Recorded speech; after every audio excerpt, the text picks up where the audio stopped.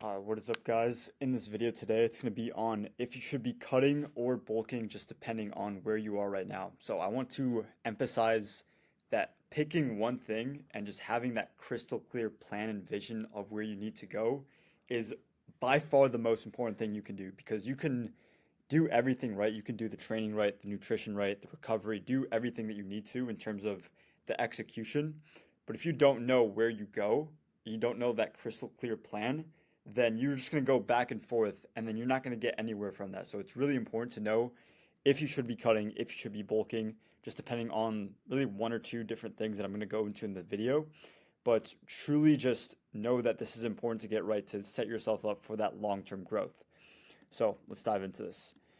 Number one is some common mistakes. So these are things that I used to make and people that I work with made as well. And, we can fix that obviously. But number one is going off of a momentary feeling. So going off of emotion and not on the numbers and the logic of what you should be doing just based on where you are. So, for example, let's say you wake up one day and then you look at yourself in the mirror and maybe you're not as lean as you want to be. You see some extra body fat on you and you start to go into deficits and you start losing some body fat.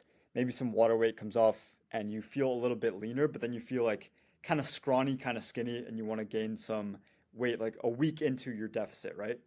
And you're just going to keep doing that back and forth.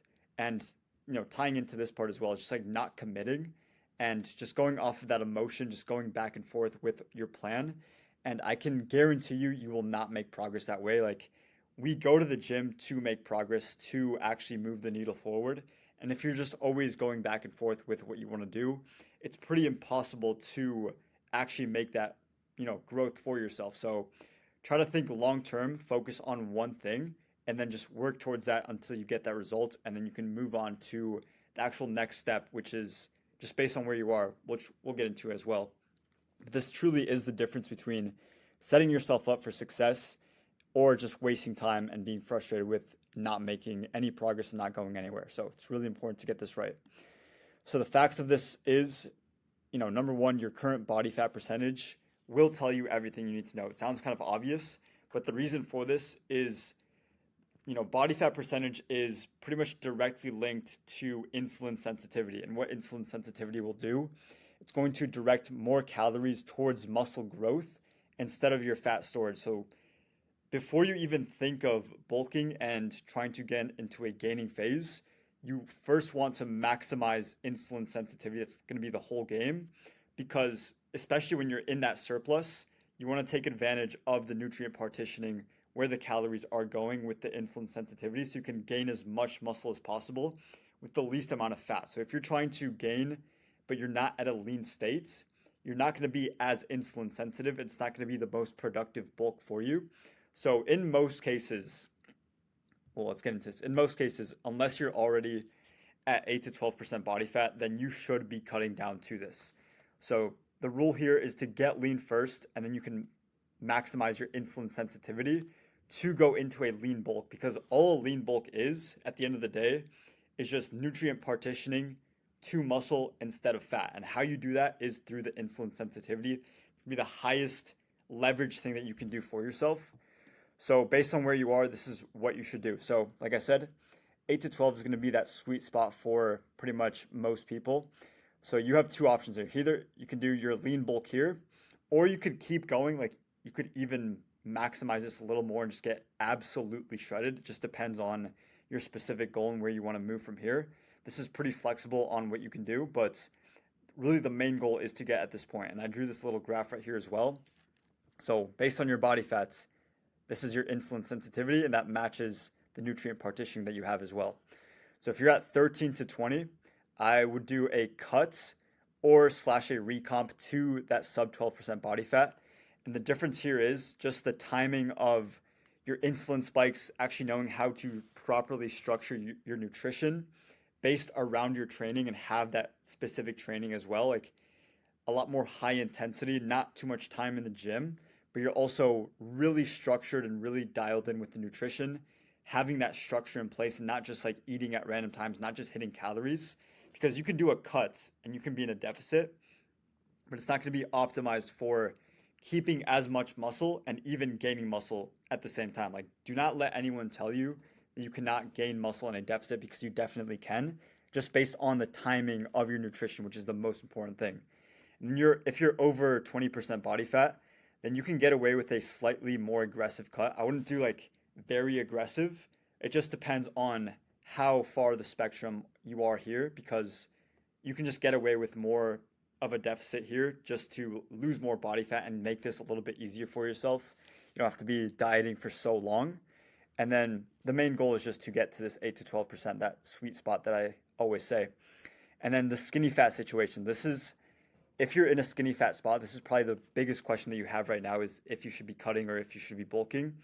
So if you are skinny fat, by definition, you are a little bit scrawnier. You have less muscle, but you also are not lean. Like, you have extra body fat on you. So your insulin sensitivity is not going to be the best just because of the body fat that you have. So the biggest mistake you can make here is to do a bulk. You do not want to do a bulk here, because obviously, like, your insulin sensitivity is not going to be where it needs to be. So if you try to go in a surplus, like, yes, you will build muscle, but then you're also going to build or gain fat at the same time. And the partitioning is going to be really, really bad. You do not want to do this. So your best friend here is going to be that recomp by far. Like, you want to really dial in the nutrition with the timings of the insulin around your training. Having that in place, you can still be in a deficit to get to this 8 to 12. And you're going to just look way better. Just like, have the whole goal here is just to maximize this. You want to raise insulin sensitivity here. And if you're at that skinny fat spot, then you do have extra body fat on you. So you want to get rid of that first. And it's going to happen a lot quicker than you think. Like, if you're in this spot, it's actually not as bad as you think, because like, your current situation is not good, but you can change it really fast just because you can respond really well to training, really well to the nutrition that you have, especially if you time it right. The timing is really important with this recomp specifically, which is just losing body fat and gaining muscle at the same time. So then that sweet spot that I talk about is that 8 to 12%. This is really beneficial because, number one, like I've said a lot in this video, your insulin sensitivity is going to be the highest. So you really want to take advantage of this when you start your bulk. Testosterone is going to be at its highest as well, because if you have extra body fat on you, you're actually converting your testosterone into estrogen through aromatase just automatically. Like, you don't have to do anything. Like, you can do everything right. But if your body fat is at a higher place, like around here, then testosterone is just going to be converted to estrogen automatically. Like, you cannot do anything about it. It's just how it works. And then you also have that attractive and lean look. Like, let's say you are skinny fat and you don't have as much muscle on you. Even if you get leaner, you will have a more defined look. Like, your face will get leaner, like your body will get leaner, of course. And you're just going to feel a lot better because you're going to have these two in place. But even then, like, the muscle that you do have is going to look a lot more defined. And as you know, like, if you've ever gotten lean before, then you know, like, when you're lean, you just look and pop way more, like you're just more defined, and it actually looks more muscular than you are because there's no fat like covering yourself, and you just have that lean aesthetic look. So this is genuinely the prime spot to build lean muscle. Like, you cannot do a lean bulk without being insulin sensitive, and it all comes down to your body fat. So this is why I always say, for anyone that starts working with me, we always want to get you down to 8 to 12, and then we can actually start that gaining phase and then really prioritize the surplus in a controlled way. And then that's when insulin sensitivity becomes even more important, because you don't want to partition calories towards fat storage. That's the whole point of a lean bulk. Like, people don't say it that way. Like, people say lean bulk just like being a small surplus, which, yeah, like, it just depends on where you are. But the whole name of the game is insulin sensitivity to maximize that nutrient partitioning. So then once you know where you want to go, like, you have your direction, like, based on what I just covered here, you know what you should be doing.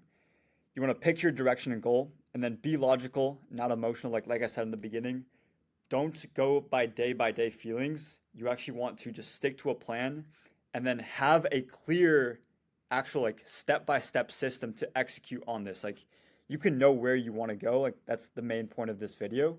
But actually getting that there is like the next challenge that you have to face, and then staying the course and getting the results. So number one is have that vision, have where you want to go, like that aim that you want to get to, and then based on where you are now, have a clear plan to execute on that, and then just stay the course, like execute on the system. Like if you can just follow a plan, then you will get there. Like obviously the inputs will equal the output in anything in life. And then very importantly as well is adjusting at the right time. So on your journey, like once you start making progress, you will have to adjust based on how you respond to certain training, to certain nutrition, to certain calorie deficits, and how the whole system works like as a whole.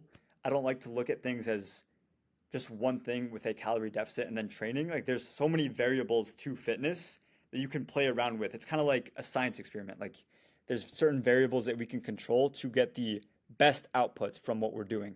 So this is basically what you need to do. Execute on this and you will be good. So hope you guys enjoyed this. If you guys are interested in working with me, I'll leave the link in the description. I'm basically giving you guys like the exact systems that I give to my clients to make this happen. Like making it crystal clear where you need to go based on where you are, giving you this clear execution plan, and then just making sure you're getting that done every single day so you can actually get the physique and get the results that you want to. So start applying this, know where you want to go, know where you are now, and then just stay the course. That's really all you need to do. So hope you guys enjoyed this. I'll see you guys in the next one.